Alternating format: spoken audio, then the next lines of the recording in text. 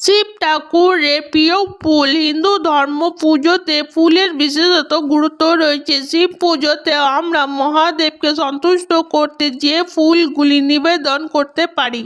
মহাদেবের পছন্দের ফুলের প্রথম তালিকাতেই রয়েছে ধুতুরা ফুল। আপনি মহাদেবের পুজোতে শিবরাত্রিতে ধুতুরা ফুল মহাদেবকে নিবেদন করতে পারেন।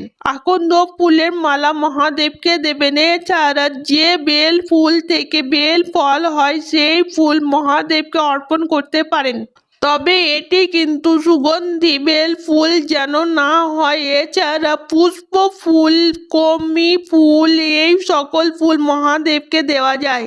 সাদা রঙের ফুল মহাদেবকে অর্পণ করতে পারেন, তবে চম্পা এবং কেতকী এই দুটি ফুল শিব পুজোতে নিষিদ্ধ। মহাদেবকে শ্বেত পদ্ম অর্পণ করতে পারেন।